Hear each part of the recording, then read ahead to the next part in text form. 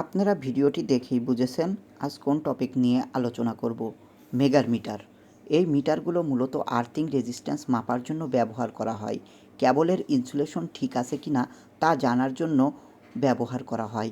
Face to face এবং face to earthing ঠিক আছে কিনা তা জানার জন্য ব্যবহার করি।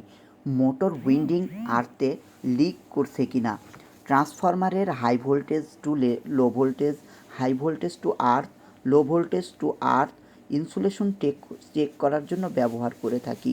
এটি হলো অ্যানালগ।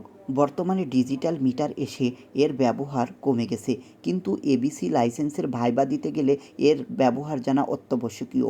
এটি মূলত ডিসি জেনারেটর। এটি 1000 ভোল্ট পর্যন্ত উৎপন্ন করতে পারে। 1000 মেগা ওহম পর্যন্ত পরিমাপ করা যায়। এটি সঠিক রিডিং নেওয়ার জন্য মিনিটে 120 বার ঘোরাতে হয়। এর দুটি টার্মিনাল আছে, এল এবং ই।